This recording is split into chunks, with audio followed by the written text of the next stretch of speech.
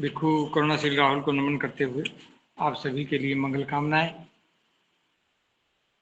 Buddhist research centre की ओर से जो ये हम बौद्ध क्यों बने, इस महत्वपूर्ण भाषण बाबा साहब अम्बेडकर के द्वारा दिया गया 15 अक्टूबर 1956 को ये विषय जो दिया है, ये निश्चित तौर पे बहुत अद्भुत है और ये हमारे बौद्ध बनने के लिए हमें प्रेरित करता है और हमारे उन सभी प्रश्नों का हल भी देता है जो बाबा साहब के समय में भी थे और आज भी उसी प्रकार बने हुए हैं। यदि हम इस भाषण को अच्छे से पढ़ेंगे और इसको अच्छे से इस पे चिंतन और मनन करेंगे तो हम कहीं पे भी हम बुद्धिज्म की बात कर सकते हैं, बिना किसी की बुराई करें, बिना किसी को कुछ कहें। हम बुद्धिज्म का प्रचार कर सकते हैं और स्वयं भी प्रेरित हो सकते हैं और बाकी और लोगों को भी हम बौद्ध बनने के लिए प्रेरित कर सकते हैं। इसलिए ये जो बाबा साहब का भाषण है ये बहुत अद्भुत है। तो ये लगभग बस आज चलेगा और कल चलेगा, बस ज़्यादा लंबा हम इसको नहीं करेंगे। तो वैसे तो इसमें काफ़ी कुछ चीज़ें हैं पर हम 2 दिन में ही इसको पूरा करने का प्रयास करेंगे, क्योंकि 7 कड़ी आज हैं तो हम प्रयास करेंगे। पहले 1 सप्ताह का ही हमने प्रोग्राम बनाया था, लेकिन थोड़ा समय इसमें ज़्यादा लग गया, एक दिन बीच में और भी लग गया, तो इसलिए हम इसको सीधा पढ़ते हैं और उसमें से हम सभी लोग चिंतन मनन करेंगे। जैसे बाबा साहब अम्बेडकर ने आज के इस अध्याय में लिखा है, धर्म की आवश्यकता गरीबों के लिए है। धर्म की जरूरत केवल गरीबों के लिए होती है। दुखी और पीड़ित लोगों के लिए धर्म की जरूरत होती है। गरीब मनुष्य सदा ही आशा पर जीता है। जीवन का मूल आशा में है। अगर यह आशा नष्ट हो गई तो जीवन कैसे चलेगा? धर्म सभी की आशावादी धर्म सभी को आशावादी बनाता है। गरीबों पीड़ितों को यही संदेश देता है कि घबराने की कोई आवश्यकता नहीं, क्योंकि जीवन आशादायक है और ऐसा ही आगे भी रहेगा। यदि यही कारण है कि गरीब या पीड़ित व्यक्ति धर्म को अपने से चिपका कर रखता है। जब यूरोप में ईसाईयत का प्रचार हुआ, उस समय रोम के आसपास सभी देशों की दशा बहुत खराब थी। लोगों को पेट भर खाना भी नहीं मिलता था। उस समय पेट भरने के लिए गरीब लोगों को खिचड़ी बांटी जाती थी। उस समय इन लोगों में ईसाई मत का प्रचार हुआ। दुखी और पीड़ित इस धर्म के अनुयायी बने। यूरोपियन विद्वान मिस्टर गिबन ने एक बार कहा था कि ईसाई धर्म भिखारियों का धर्म है, जो अब यूरोप का धर्म बन गया है। इसका जरा जवाब देने के लिए मिस्टर गिबन आज जीवित नहीं है। आज वे जीवित होते तो शायद अपनी बात का जवाब वे खुद ही पा लेते। कुछ लोग यह अवश्य कहेंगे कि यह बौद्ध धर्म भंगीचमारों का धर्म है। बामन लोग बुद्ध को भी भौ गौतम कहकर पुकारते थे। बामन बुद्ध को इस प्रकार अपशब्द कहकर चिढ़ाया करते थे। लेकिन आप यह जानते हैं कि विदेशों में राम, कृष्ण और शंकर की मूर्तियों को खरीदने के लिए रखा जाए तो कोई नहीं खरीदेगा। अगर बुद्ध की मूर्ति रखी जाए तो एक भी मूर्ति नहीं बचेगी। भारत में जो होना था वह बहुत कुछ होता रहा। कुछ बाहर भी देखो। बाहर अगर किसी का नाम प्रसिद्ध है तो केवल बुद्ध का, फिर बौद्ध धर्म बगैर फैले कैसे रहेगा? हम अपने मार्ग से जरूर जाएंगे, वे अपनी राह से जाएं। हमें नया रास्ता मिल गया है, ये आशा का प्रतीक है। अभ्युदय और उत्कर्ष का महान मार्ग है। यह मार्ग नया नहीं है, इसे हम कहीं से लाए नहीं हैं। यह श्रेष्ठ मार्ग यहीं का है, यह भारतीय है। इस देश में 2000 वर्ष पूर्व बौद्ध धर्म था। इसका हमें दुख है कि इसे हमने पहले ही क्यों नहीं अपनाया। बुद्ध के धम्म के सारे तत्व अजर अमर हैं। फिर भी बुद्ध ने अपने सिद्धांतों के अपरिवर्तनीय होने का दावा नहीं किया। इस धम्म में समय अनुसार बदलने की शक्ति है। इतनी उदारता किसी अन्य धर्म में नहीं है। ये आप इसको समझ सकते हैं। बहुत सारी चीजें हैं जो आज भी प्रश्न बने हुए हैं। तो इसमें बाबा साहब अम्बेडकर ने गरीब, दरिद्र, असहाय, पीड़ित, शोषित ऐसे लोगों के लिए कहा कि इनको धर्म की जरूरत है,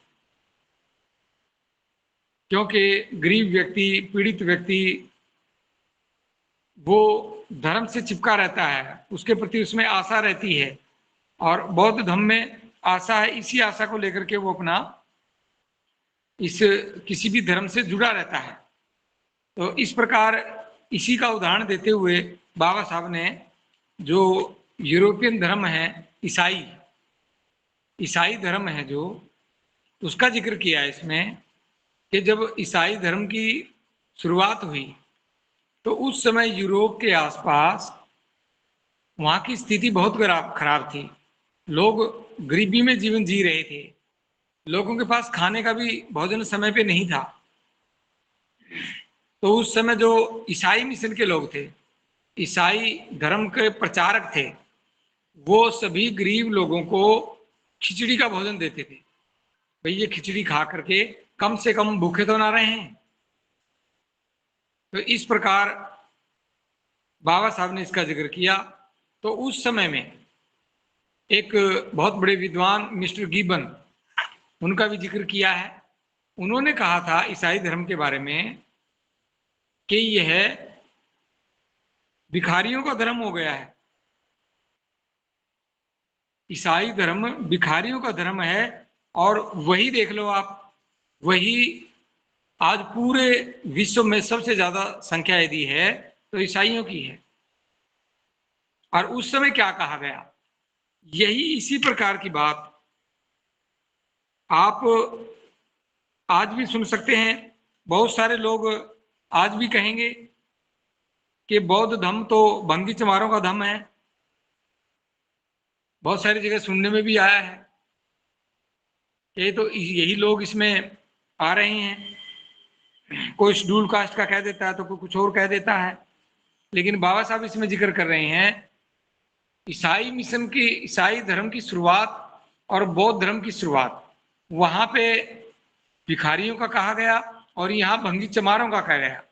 तो इस प्रकार यदि हम देखते हैं तो आज अब यदि विदेशों में देखोगे, विदेशों में यदि कोई भी फंक्शन है, कोई वहाँ कोई मेला है या कुछ भी है, वहां पे राम, कृष्ण और शंकर की मूर्तियों को यदि रख दोगे तो कोई नहीं खरीदता।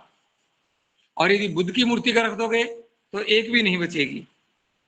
इसीलिए भारत की जो पहचान है वो बौद्ध धर्म से है, ये यहीं का है। बाबा साहब ने इसमें दोहराया है। तो इसमें हम इस चीज को अच्छे से समझ सकते हैं कि हम सिर्फ भारत को ना देखें, कुछ न कुछ बाहर की तरफ भी देख लें। बाहर में यदि किसी का नाम है तो वो बुद्ध का है। भारत में जो होना था वह बहुत कुछ होता रहा। कुछ बाहर भी देखो, बाहर अगर किसी का नाम प्रसिद्ध है तो केवल बुद्ध का। फिर बौद्ध धर्म बगैर फैले कैसे रहेगा? जहाँ इतना इसका नाम है तो ये फैले बिना कैसे रहेगा? अब बाबा साहब को इतना विश्वास है, यदि हमें भी इतना विश्वास हो जाए कि जब बाबा साहब ने इसको कहा है कि इसके ये फैले बगैर नहीं रहेगा, ये तो फैलेगा, तो हमें भी यदि विश्वास हो जाए और हम इस धर्म की परिभाषा को समझ पाए और इसका लाभ अपने जीवन में लेने लगे, उसका अनुभव करने लगे, तो निश्चित तौर पे हम भी ठीक से धर्म को अपना पाएंगे दृढ़ता के साथ, और लोगों को भी इसके बारे में हम बता पाएंगे। इसलिए जैसे ऊपर की लाइन में दिया है कि जो ईसाइयों ने शुरू में जब उनके धर्म की स्थापना होने लगी तो उन्होंने भोजन को पहला स्थान दिया। महाकार्णिक बुद्ध ने भोजन को पहला स्थान दिया। और बुद्ध ने तो यहां तक भी कहा कि भोजन कब ग्रहण करना चाहिए, कैसे ग्रहण करना चाहिए, कितनी बार ग्रहण करना चाहिए, किस प्रकार इसको ग्रहण करना चाहिए, कैसे निवाला तोड़ना चाहिए, किस प्रकार बैठना चाहिए। तथागत ने तो और भी 4 कदम आगे बढ़कर के भोजन के बारे में बात कही है। इसलिए जैसे जीवन में भोजन महत्व रखता है, उसी प्रकार कोई भी जो धर्म है वो भोजन के ऊपर डिपेंड करता है। और बौद्ध धर्म में जैसे तथागत ने विनय में भी स्पेशल विनय बनाए, भिक्षुओं के लिए भी बनाए, उसी प्रकार का आदर्श उपासक उपासिकाओं में भी उन्होंने करने का प्रयास किया। तो इस प्रकार यदि आप देखते हैं तो निश्चित तौर पे भोजन का बड़ा महत्व है। यदि आप बुद्ध के समय में देखोगे तो जैसे सैकड़ों हजारों भिक्षु बुद्ध के साथ चलते थे, जिस भी नगर में गए वहां घर घर भिक्षु घूम जाते थे और भिक्षाटन करते थे। और गृहस्थ उपासकों को भी ये अवसर मिलता था कि जो भिक्षु अपना घर परिवार त्याग करके और मानव कल्याण के लिए निकले हैं, और जो धम्म का मार्ग बुद्ध का सभी के लिए कल्याण का मार्ग है, वो सुख देने वाला है, दुख मुक्ति का मार्ग है, सुख प्राप्ति का मार्ग है। तो भिक्षु संघ यदि आया है तो निश्चित तौर पे वो भिक्षाटन करने के लिए जरूर आएगा, और यदि भिक्षाटन करेगा तो निश्चित तौर पे वो धम्म की देशना भी देगा, और धम्म की देशना देगा तो हमारा कल्याण होगा। तो इस प्रकार भोजन का बहुत बड़ा महत्व है। बाबा साहब ने इसमें भी इसको अच्छे से दर्शाया है। आप भी इसको चिंतन मनन कर लेना। आगे जैसे बाबा साहब कहते हैं, हम अपने मार्ग से जरूर जाएंगे, यानी कि जो ये बौद्ध धम्म का जो मार्ग है ये हमारा अपना मार्ग है, हम अपने मार्ग से जरूर जाएंगे। वे अपनी राह से जाएं। कौन जाएं? जो अबौद्ध लोग हैं, जो बौद्ध धर्म को स्थापित होते हुए नहीं देखना चाहते, वो अपने राह से जाएं। लेकिन हम तो अपने मार्ग से जाएंगे। हमें नया रास्ता मिल गया है। बाबा साहब कह रहे हैं कि हमें नया रास्ता मिल गया है। यह आशा का प्रतीक है, आशा का प्रतीक है, अभ्युदय और उत्कर्ष का महान मार्ग है। फिर यहां पर बाबा साहब ने फिर एक बार महान शब्द का प्रयोग किया है। यह मार्ग नया नहीं है, इसे हम कहीं से लाए नहीं है। बहुत सारे लोग सोचते हैं कि बाबा साहब ही लेकर के आए हैं और कुछ अलग अलग वो अफवाहें फैलाते हैं। यह श्रेष्ठ मार्ग यहीं का है, बाबा साहब से पहले भी था और अभी भी है। तो इसमें तो बाबा साहब के बस प्रयास रहे कि इसकी स्थापना कैसे हो। यह भारतीय है। इस देश में 2000 वर्ष पूर्व भी बौद्ध धर्म था। बाबा साहब कह रहे हैं 2000 वर्ष पूर्व भी था। इसका हमें दुख है कि इसे हमने पहले ही क्यों नहीं अपनाया। बुद्ध के धम्म के सारे तत्व अजर और अमर हैं, ज्ञान, शील और करुणा, ये अमर और अजर हैं।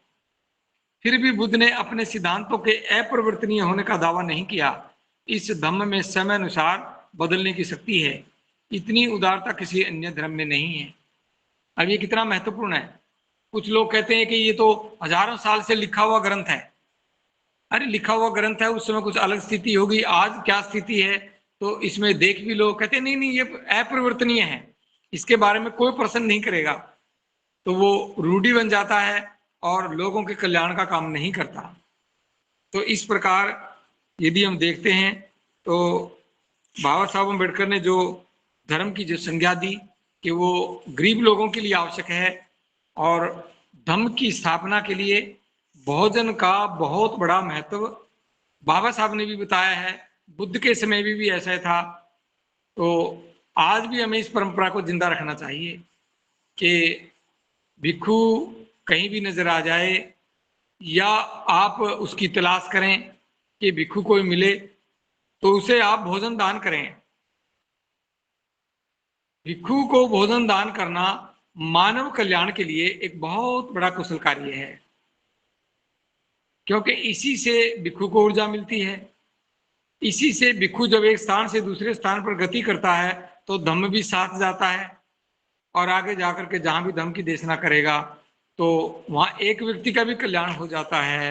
तो फिर उसमें भोजन दान करने वाले उपासक उपासिकाओं का भी उसमें योगदान हो जाता है, उनकी भी भूमिका बन जाती है।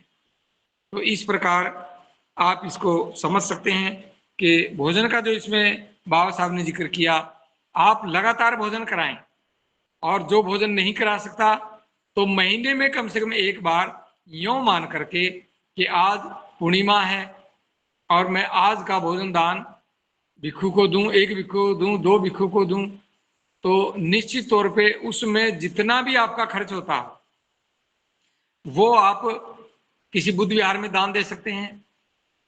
और जो लोग धम्मभूमि से जुड़े हुए हैं तो वो धम्मभूमि में दे सकते हैं। तो निश्चित तौर पे एक बड़ा कार्य होगा और धम्म की स्थापना भी होगी और आपको भी भोजन दान करने का अवसर मिलेगा और अपने पूर्वजों की गौरवशाली सभ्यता को फिर से स्थापित करने में आपका भी योगदान हो जाएगा। तो इस प्रकार आप भिक्षु को, भिक्षुणी को आप भोजन दान कर सकते हैं, क्योंकि इसमें बौद्ध धर्म की स्थापना का बहुत बड़ा योगदान है।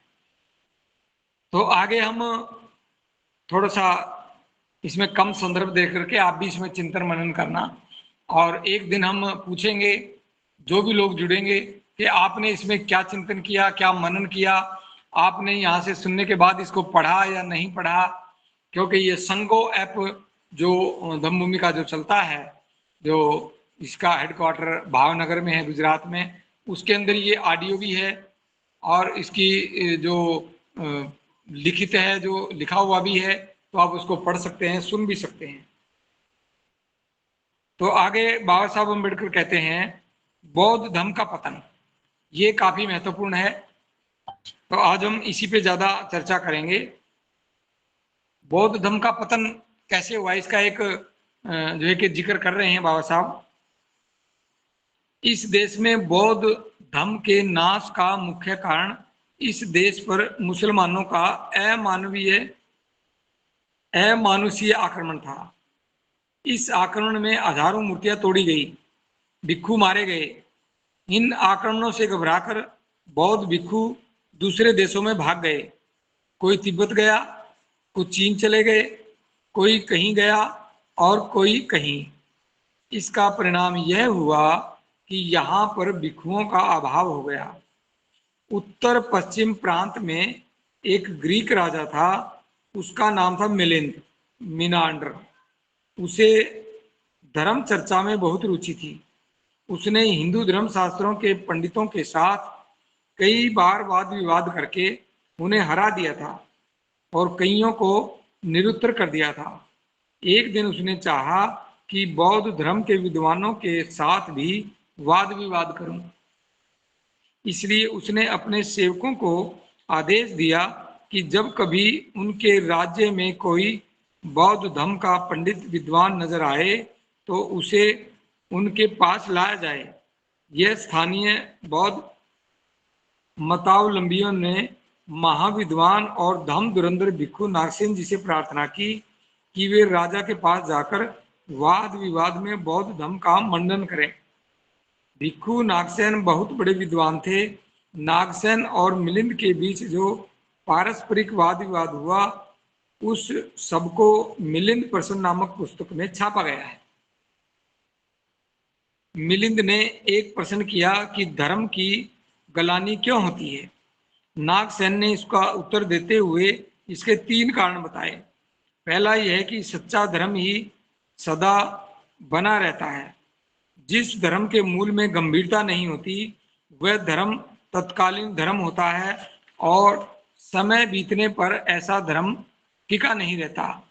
दूसरा यह होता है कि जब धर्म प्रचार करने वाले विद्वान ही नहीं रहते तब धर्म की गलानी यानी हानि होती है।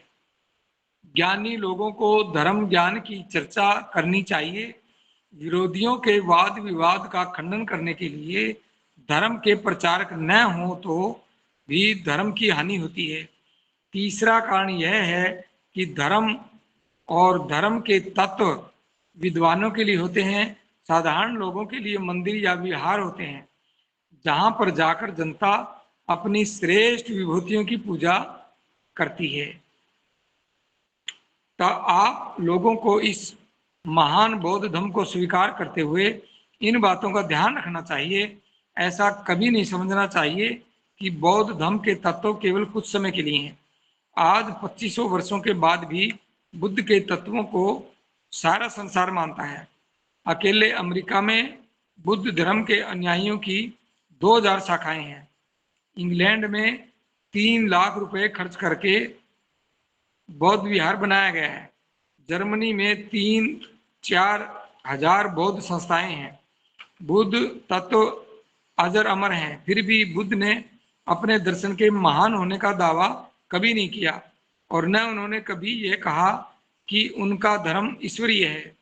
बुद्ध ने तो यही कहा था कि मेरे पिता और मेरी माता दोनों सामान्य मनुष्यों की भांति हैं।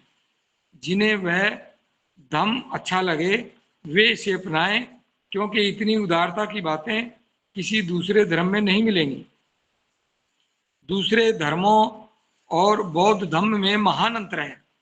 बौद्ध धर्म की महान बातें आपको दूसरे धर्मों में नहीं मिलेंगी, क्योंकि दूसरे धर्म मनुष्य ईश्वर के गहरे संबंध को बताते हैं। दूसरे धर्म कहते हैं कि ईश्वर ने संसार रचा है, उसी ने आकाश, वायु, इंद्र, सूरज और सब कुछ पैदा किए हैं। ईश्वर ने सब कुछ हमारे लिए कर दिया है, कुछ शेष नहीं रखा है, इसलिए हम ईश्वर की उपासना और भजन ही करते रहें। ईसाई धर्म के अनुसार मरने के बाद एक निर्णय का दिन, डे ऑफ जजमेंट होगा, उसी के निर्णय अनुसार सब कुछ निर्धारित होगा। अब ये इतना महत्वपूर्ण लिखा है बाबा साहब ने और लाखों लोगों के बीच में इसका जिक्र किया है। जैसे हम इसको थोड़ा सा महत्वपूर्ण जो इसमें बात है वो यही है कि एक तो इसमें जैसे कारण दिया है, बौद्ध धर्म भारत में क्यों खत्म हुआ, कोई पूछे तो बाबा साहब के हम इस संदर्भ का उदाहरण दे सकते हैं कि इस देश में बौद्ध धर्म के नाश का मुख्य कारण इस देश पर मुसलमानों का अमानुषीय आक्रमण था। इस आक्रमण में हजारों मूर्तियां तोड़ी गई, भिक्षु मारे गए। इन आक्रमणों से घबराकर बौद्ध भिक्षु दूसरे देशों में भाग गए। कोई तिब्बत गया, कोई चीन गया, कोई कहीं गया और कोई कहीं। इसका परिणाम यह हुआ कि यहाँ भिक्षुओं का अभाव हो गया। अब ये महत्वपूर्ण बात है, हम कुछ शब्दों में बता सकते हैं और इस भाषण का संदर्भ दे सकते हैं कि ये बाबा साहब ने ऐसा कहा है। तो बाकी हम उसको देखें, हम किस प्रकार इसको देखते हैं, कैसे समझते हैं। आगे जो राजा मिलिंद और नागसेन की जो वार्ता का जिक्र किया है, उनके जो वाद विवाद हुए उसका जिक्र किया है कि कोई भी धर्म, उसकी गलानी कब होती है, हानि कब होती है, वो कब उसका पतन हो जाता है। तो राजा मिलिंद ने नागसेन से प्रश्न किया था, तो नागसेन, भिक्षु नागसेन उसको बता रहे हैं कि इनके 3 कारण बताए हैं। पहला यह कि सच्चा धर्म ही सदा बना रहता है। सच्चा धर्म ही सदा बना रहता है। जिस धर्म के मूल में गंभीरता नहीं होती वह धर्म तत्कालीन धर्म हो जाता है। किसी भी धर्म में, अभी आप देखो लोगों ने इतना प्रयास किया कि बौद्ध धर्म बिल्कुल खत्म हो जाए, लेकिन ये अभी तक खत्म नहीं हुआ, इतने प्रयासों के बाद भी, और ये आज भी उसी प्रकार जिंदा है। और इसका कोई भी तत्व अभी तक जो अजर अमर हैं वो खत्म नहीं हुए हैं। इसलिए आप देखेंगे कोई भी सच्चा धर्म, क्योंकि बुद्ध का धर्म तो है ही सत्य पे आधारित, ये सत्य है, सत्य संपूर्ण सत्य है, सत्य के अतिरिक्त और कुछ नहीं, बस केवल सत्य ही सत्य है। इसका संदर्भ बुद्ध एंड इस धम्मा में दिया है, उसी को मैंने दोहराया है। इसलिए बुद्ध का धर्म तो सत्य है और सत्य को पहचानने के लिए है। जिस धर्म के मूल में गंभीरता नहीं होती, बौद्ध धर्म में ये हम कह सकते हैं कि ये किसी भी व्यक्ति के जीवन को सुंदर बनाने वाला है, किसी भी व्यक्ति के जीवन को सुदृढ़ और मजबूत, गरीबी से बाहर निकालने वाला है, उसके घर के झगड़ों को खत्म करने वाला है। भारत जैसे देशों में जो जातियों का इतना बड़ा प्रचलन है, लोगों को जाति की प्रताड़ना से बाहर निकालने वाला धर्म है। इसमें बहुत गंभीरता है। यह धर्म वह धर्म जिसमें गंभीरता नहीं होती और वो सच्चा नहीं होता, तो वह तत्कालीन धर्म हो जाता है, यानी उसका पतन हो जाता है। और समय बीतने पर ऐसा धर्म टिका नहीं रहता, क्योंकि उसके बाद कोई तर्क नहीं होते देने के लिए। बौद्ध धर्म में तो बहुत तर्क है, ये तो तर्क ही सिखाता है। दूसरा, ये तो एक कारण हुआ किसी भी धर्म की हानि होने का, उसका पतन होने का। ये बहुत महत्वपूर्ण है।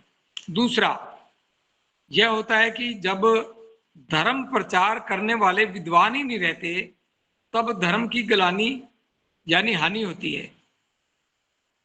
धर्म प्रचार करने वाले विद्वान जैसे प्रचारक, जैसे बहुत सारे लोगों को सरदे बंदे जी बुला करके पूरे देश के लोगों को प्रशिक्षण करते हैं, कभी 5 दिन का, कभी 4 दिन का, कभी 2 दिन का।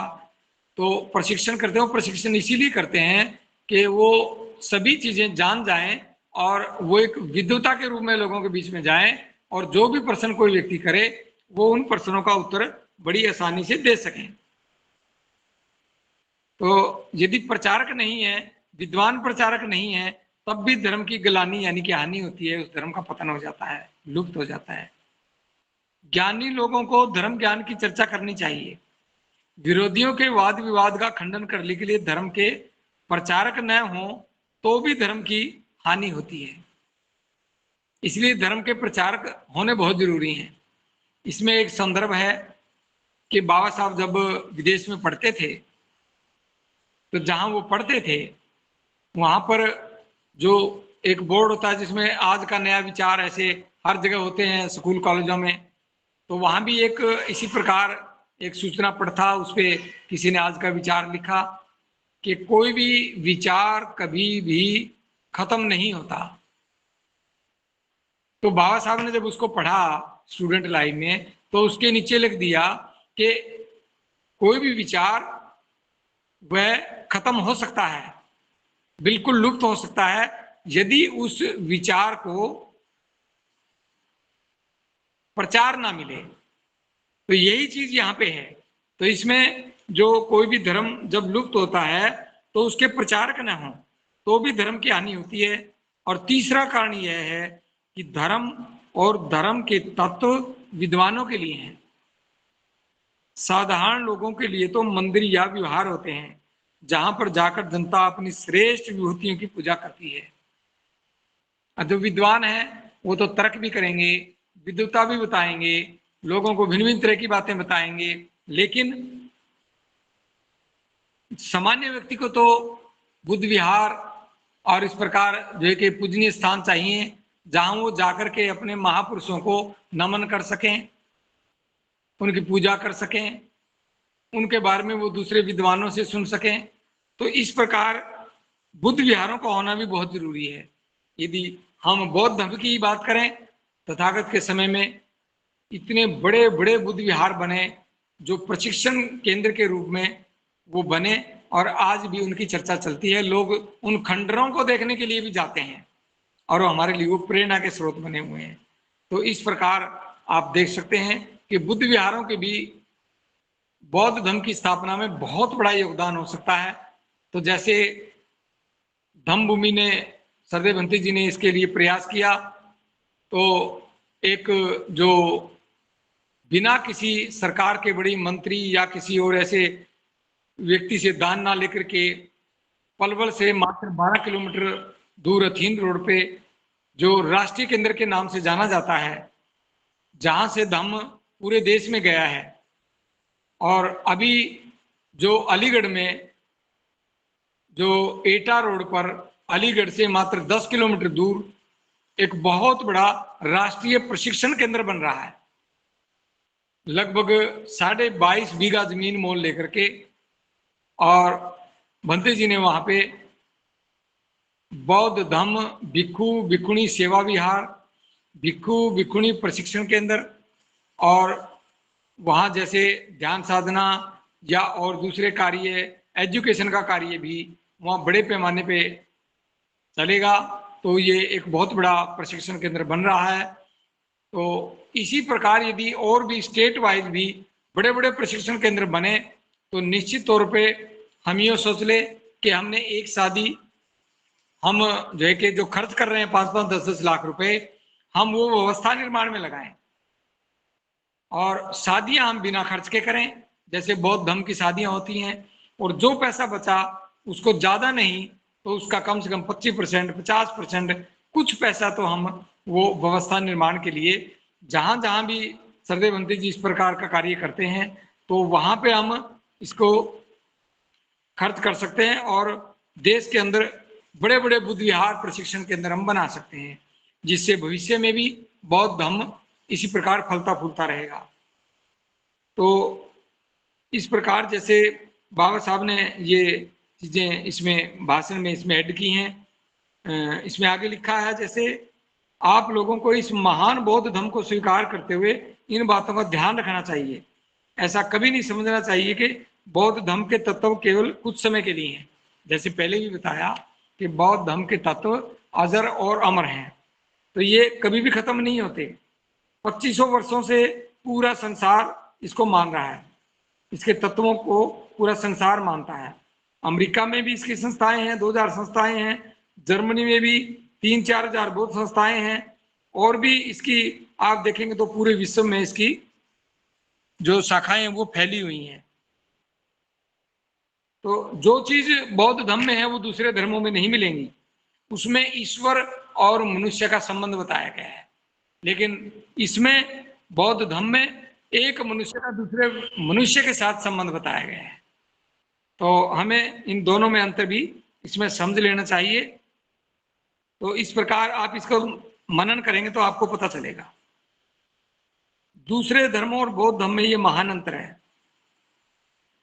ये दूसरे उसमें नहीं मिलेगा। तो जैसे मैंने बताया है, तो इसके ऊपर आप यदि आप और पढ़ेंगे तो आप इसको अच्छे से समझ में आ जाएगा, जैसे मैंने एक ही लाइन में बताया है। तो ये काफी अद्भुत तरीके का है। तो इसमें जैसे दूसरे धर्मों और बौद्ध धर्म में महान अंतर है। बौद्ध धर्म की महान बातें आपको दूसरे धर्मों में नहीं मिलेंगी, क्योंकि दूसरे धर्म मनुष्य ईश्वर के गहरे संबंध को बताते हैं। दूसरे धर्म कहते हैं कि ईश्वर ने संसार रचा है, उसी ने आकाश, वायु, इंद्र, सूरज और सब कुछ पैदा किए हैं। ईश्वर ने सब कुछ हमारे लिए कर दिया है, कुछ शेष नहीं रखा है, इसलिए हम ईश्वर की उपासना करें और भजन ही करते रहें और कुछ ना करें। और इसके बहुत दुष्परिणाम विशेष करके भारत में निकले हैं कि आज भी भारत में इसी प्रकार का कार्य कर रहे हैं। बुद्धिज्म के लुप्त हो जाने के बाद, इसका प्रभाव कम हो जाने के बाद, क्षेत्र में सिमट जाने के बाद आप देखेंगे भारत में किसी भी प्रकार का कोई नया कार्य नहीं हुआ। लोग सभी ईश्वर की पूजा में लगे हैं, उसी की आराधना में लगे हैं, उसी के चिपके हुए हैं कि वही हमारा भला करेंगे। कोई वैज्ञानिक खोज, किसी भी प्रकार का किसी देश में तरक्की का काम, यहाँ पे जैसे कोई बड़ी बड़ी इंडस्ट्रियों का काम या किसी और प्रकार का कार्य है, वो किसी भी उपासना से, किसी भी धोक पूजा से वो नहीं होने वाला। उसके लिए तो मन चाहिए, और मन भी एकाग्र मन चाहिए, दृढ़ता के साथ चाहिए। तो इस प्रकार विदेशों में इसका काम बड़े पैमाने पे चला, लेकिन भारत में बौद्ध धर्म को आज भी हम इसी प्रकार सोचते हैं कि हो सकता है ये दूसरे धर्मों के मुकाबले हमें कुछ ना करने वाला हो। तो इस प्रकार ईसाई धर्म में भी इसी प्रकार है, मुस्लिम धर्म में भी इसी प्रकार है। कोई स्वर्ग नरक में जा रहा है, तो कोई दोजख में जा रहा है, कोई जन्नत में जा रहा है। इसी प्रकार कोई गॉड को मान रहा है, कोई ईश्वर को मान रहा है, कोई अल्लाह को मान रहा है, और सभी लोग इसी प्रकार अंधविश्वास में हैं। तो इसलिए जो बाबा साहब अम्बेडकर ने ये चीजें इसमें जो ली हैं, निश्चित तौर पे ये बहुत अद्भुत हैं। हम बस ये एक दिन का अध्याय और रह चुका है, तो हम आज तो इसको पूरा नहीं कर पाएंगे किसी भी हालत में, तो कल ये आखिरी होगा। इसलिए मेरा आपसे एक बार फिर अनुरोध रहेगा कि यदि हो सके तो आप कल के लिए, क्योंकि कल हम इसका सारांश भी रखेंगे और इसको पढ़ें भी गए, तो पढ़ना थोड़ा ही बाकी है, सारांश भी इसको बताएंगे, तो निश्चित तौर पे ज़्यादा से ज़्यादा लोग जुड़ेंगे। तो हम इसको समझने का प्रयास करें, क्योंकि हम बौद्ध क्यों बने। बौद्ध धर्म हमारे जीवन को बदलने वाला है। बौद्ध धर्म हमारे मन में नए विचार उत्पन्न करने वाला है। वो हमारे मन में एक आशा उत्पन्न करने वाला है। वो एक समानता का एक, यूँ समझो कि भाई एक स्रोत बना हुआ है।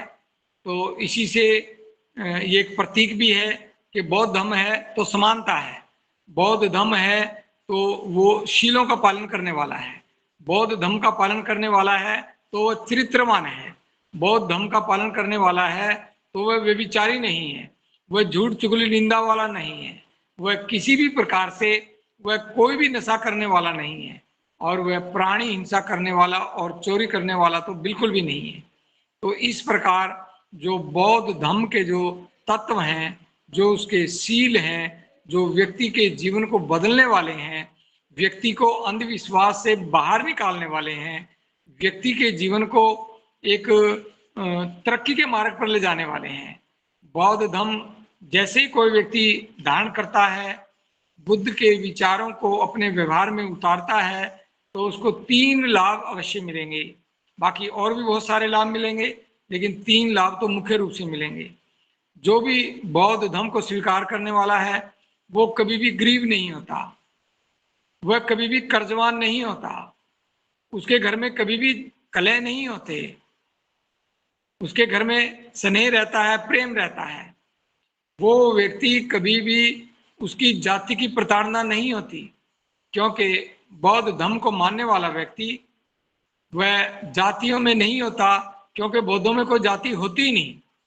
और सरदेव भंते जी ने तो इसको एक नया स्वरूप दिया है कि मैं बौद्ध हूं, जाति से मुक्त हूं और बौद्ध मेरा समाज है। अब ये इसको एक नए सिरे से एक स्लोगन के रूप में दिया है, जो पूरे देश में इस स्लोगन के रूप में ही है, बहुत ही प्रभावी तरीके से लोगों में फैल रहा है। लोगों को और भी अपने जीवन को सुखी रखने के लिए और भी बहुत सारे स्लोगन सरदेव भंते जी ने दिए हैं, तो आगे के कभी भी किसी विषय पे उस पर स्पेशल विचार करेंगे। आज तो बस आप इसको इतना ही समझें कि हम बौद्ध क्यों बने। ये बाबा साहब अम्बेडकर का बहुत अद्भुत भाषण है। बौद्ध धर्म की स्थापना के लिए, बौद्ध धर्म का प्रचार के लिए, और कोई भी व्यक्ति बौद्ध धर्म ग्रहण करता है तो उसके लिए भी ये जानकारी के लिए बहुत आवश्यक है। इसलिए आप इस भाषण को ज़्यादा से ज़्यादा पढ़ें, ज़्यादा से ज़्यादा पढ़ाएं, इस पे चिंतन भी करें, इस पे मनन भी करें। और जो ये 20वीं सदी में जो महाकाणिक बुद्ध के बाद जो ये धम्मचक्र प्रवर्तन एक नए सिरे से हुआ, तो इसका भी अपना एक महत्व है। और उसी समय ये बाबा साहब का भाषण है। महाकाणिक बुद्ध के समय में जो तथागत ने पहला धम्मोपदेश दिया, उसमें पवित्रता का पथ, धम्म परायणता का पथ और शील का पथ, उसी प्रकार बाबा साहब अम्बेडकर ने भी जो लाखों लोगों को एक साथ ये बौद्ध धर्म ग्रहण करवाया और स्वयं भी किया। बस अंतर इतना है कि तथागत ने उन 5 लोगों को पात्र मान करके और उनको धम्म दिया, और बाबा साहब अम्बेडकर ने लोगों की बिना पात्रता जांचे ही लाखों लोगों ने धम्म ग्रहण किया। और 70 साल के बाद आज हम देखते हैं कि जितने लोगों ने धम्म ग्रहण किया, आज भी उतने लोग कहीं पे भी ना इकट्ठे होते, ना जीवन में एक बार इकट्ठे होते, ना साल में एक बार इकट्ठे होते, और दूसरों की तरह ना ही 12 साल में इकट्ठे होते। उनका पता ही नहीं वो कहाँ पे है, उनके परिवार कहाँ पे हैं। तो इस प्रकार ये भाषण हमारे लिए महत्वपूर्ण है कि इस भाषण पे चलेंगे तो प्रचार होगा, प्रचार होगा तो वो भी 15 लाख भी खड़े होंगे और बाकी भी खड़े होंगे। निश्चित तौर पे हमारे लिए और बौद्ध धर्म की स्थापना के लिए ये जो भाषण है बाबा साहब का, ये हमारे लिए महत्व रखता है। आपने अपना कीमती समय निकाला और आज की इस गूगल मीट से जुड़े, आपका बहुत बहुत मंगल हो। सरदेव भंते जी को वंदामी, भिक्खु संघ को वंदामी, आप सभी के लिए मंगल कामनाएं। भावतु समंगलम, भावतु समंगलम, भावतु समंगलम।